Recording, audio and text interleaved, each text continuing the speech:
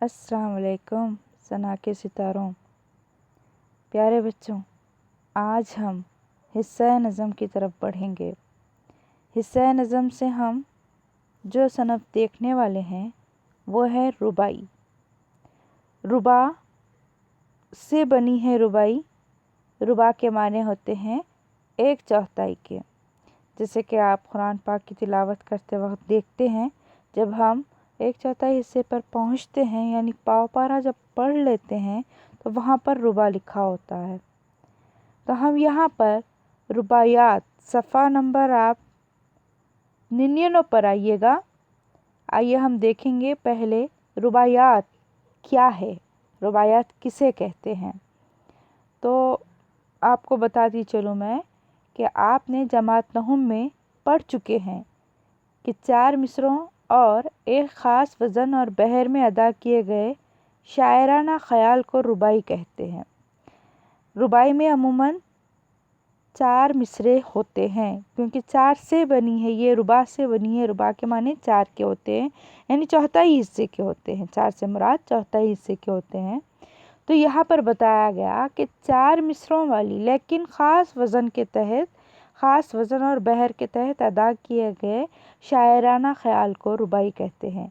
रुबाई में शायर जो कुछ कहना चाहता है उसका ख़याल पहले मिसरे से तरक्की करता जाता है। बात को गौर से सुनिए और आपसे गुजारिश है कि अपने क़वाइद की कापी में रुबाई के मफ़हूम को लिख लीजिएगा। बताया जाता है कि रुबाई में शायर जो कुछ भी कहना चाहता है वो क्या करता है, अपने पहले मिसरे से बात को आगे बढ़ाने की कोशिश करता है और चौथे मिसरे में अपने ख़याल को उरूज पर पहुंचा देता है। चौथे मिसरे में अपने उरूज पर पहुंच जाता है। इससे मुराद क्या है, जो वो बताना चाहता है रुबाई के ज़रिए वो बात चौथे मिसरे में आते आते मुकम्मल हो जाती है। इस बहर के 24 औज़ान रुबाई के लिए मखसूस है। यहाँ पर ये शायरी की ज़बान में बताया गया है कि बहर के 24 औज़ान रुबाई के लिए मखसूस किए गए हैं। उर्दू में रुबाई का आगाज़ फ़ारसी शायरी के ज़ेर असर हुआ। देखिए, उर्दू में रुबाई का जो आगाज़ हुआ था, दरअसल इसमें फ़ारसी की झलक नुमाया है, या यूँ समझ जाइए रुबाई फ़ारसी से हासिल की गई है, फ़ारसी से अक्स की गई है। और उर्दू में जो सनफ़ इस्तेमाल हुई है रुबाई की, वो दरअसल फ़ारसी से ली गई है। फ़ारसी अदब में रुबाई कहने का रिवाज क़दीम ज़माने से है। अगर हम फ़ारसी अदब का मुताला करें तो पता चलेगा कि फ़ारसी अदब में रुबाई को मखसूस अहमियत हासिल थी और क़दीम ज़माने से ही फ़ारसी में रुबाई का चलन रहा है।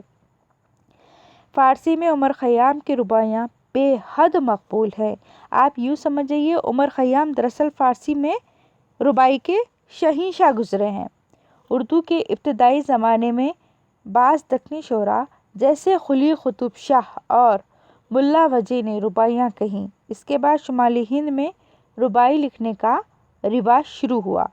अगर हम शुरुआत का ज़माना देखते हैं, उर्दू को शुरू से देखते हैं, या उर्दू की शुरुआत का इब्तदाई ज़माना देखते हैं शायरी के लिहाज से, तो मालूम पड़ता है कि कुली कुतुब शाह और मुल्ला वजी जैसे मुअज़्ज़िज़ शोरा अपने वक्त के बादशाह होने के साथ साथ ये लोग शायर भी रह चुके हैं। उन्होंने शुमाली हिंद में रुबाई लिखने का रिवाज आम किया था। रुबाई के लिए कोई मौजू मखसूस नहीं है। जिस तरह से गज़ल का मैदान वसी है, उसी तरह से रुबाई में भी किसी ख़ास मखसूस मौजू को लेकर बात नहीं की जाती है। किसी भी मौजू या किसी भी उन्वान के तहत रुबाई लिखी जाती है। आम तौर पर इसमें फ़लसफ़ाना, अखलाक़ी और नसीहत आमेज़ मज़ामीन बयान किए जाते हैं। अमूमन रुबाई में फ़लसफ़ाना यानी कि सूफ़ियाना शायरी होती है, या फिर हम देखते हैं कि अखलाक़ और नसीहत पर मबनी मज़ामीन को पेश किया जाता है। हमदिया और इश्क़िया मौज़ूआत पर भी रुबाइयाँ कही गई हैं।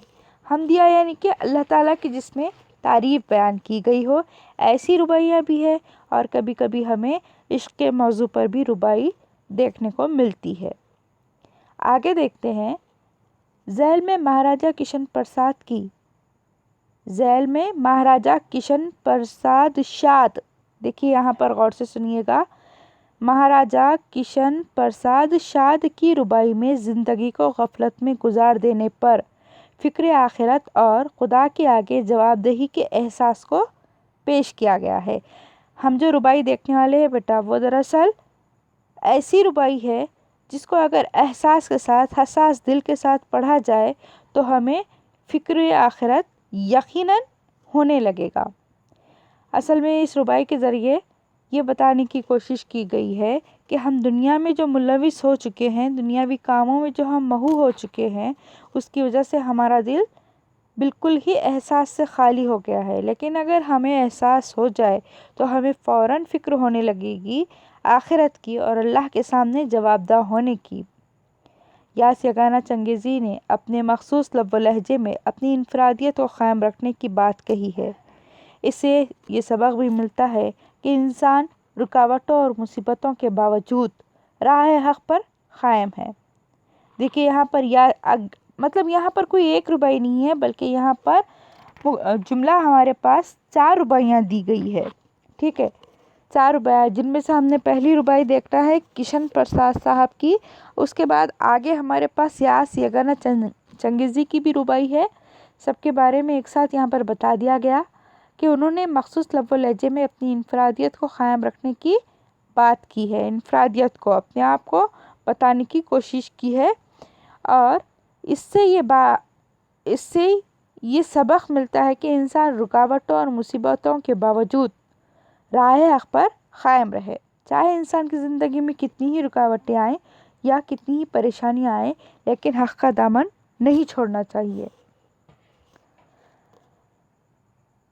شاد عارفی کی بھی ربائی اس میں شامل ہے، جس میں حرکت و عمل کی اہمیت کو اجاگر کیا گیا ہے یا اجاگر کرتی ہے۔ حرکت و عمل یعنی کہ شاد صاحب نے انسان کو حرکت و عمل کی تلقین کی ہے، حرکت و عمل کا پیغام دیا ہے، اور وہ بتانے کی کوشش کرتے ہیں کہ انسان عیش و عشرت میں پڑھ کر اپنی منزل سے غافل نہ ہو جائے۔ عیش و عشرت میں انسان اس وقت پڑھتا ہے جب اس کے دل میں دنیا کی محبت جگہ بنا لیتی ہے۔ ظاہر سی بات ہے ایسے وقت میں وہ اپنی منزل کیا ہے انسان کی؟ عقبہ ہے، آخرت ہے، ایسی منزل کو وہ بھول جاتا ہے۔ جمیل مظہری کی ربائی میں شاعر اپنے دوستوں سے درخواست کرتا ہے کہ وہ صبح کی تلاش کا جذبہ یعنی بہتر مستقبل کی تمنا کو اس کے دل میں زندہ رکھنے میں مدد کرے۔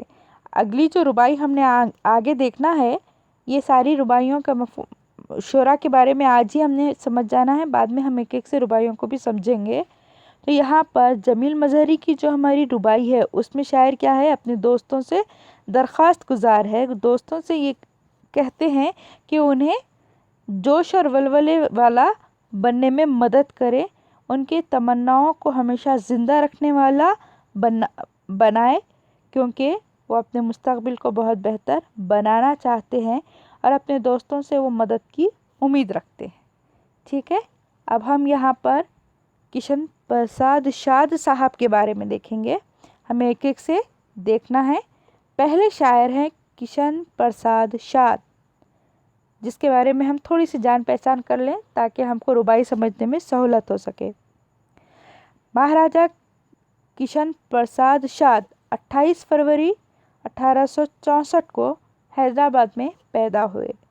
مہاراجا کشن پرساد صاحب جو 28 فروری 1864 کو حیدرآباد میں پیدا ہوئے، زمانے کی رواج کے مطابق انہوں نے عربی، اس وقت جو عام تھا یا جو چلن تھا سیکھنے کا، اس میں انہوں نے عربی، فارسی، فلسفہ و منطق کی تعلیم حاصل کی۔ فلسفہ و فلسفی اور لاجک وغیرہ، یہ مطلب اس وقت بہت عام چیزیں تھیں، یہ مطلب یہ سیکھا جاتا تھا اور فخر کے ساتھ سیکھا جاتا تھا، بالکل اس کا سیکھنا بہت اہمیت رکھتا تھا۔ وہ ریاست حیدرآباد میں 2 مرتبہ وزیر اعظم کے عہدے پر فائز ہوئے۔ کون؟ مہاراجا کشن پرساد صاحب، جو شاد تخلص رکھتے ہیں، 2 مرتبہ ریاست حیدرآباد کے وزیر اعظم بھی رہے۔ سرکار برطانیہ نے انہیں سر کے خطاب سے نوازا تھا۔ یہ اس وقت کی بات ہے جب یہاں پر برٹش حکومت تھی، ریاست یہاں پر کیا بتایا سرکار برطانیہ یعنی انگریزوں کی حکومت کی طرف سے انہیں سر کا خطاب بھی دیا گیا تھا، اس سے نوازا گیا تھا۔ شاید ان کا تخلص تھا، شاید انہوں نے اپنا تخلص رکھا۔ انہوں نے تقریباً 60 کتابیں تصنیف کی ہے۔ تصنیف کرنا یعنی کہ لکھنا۔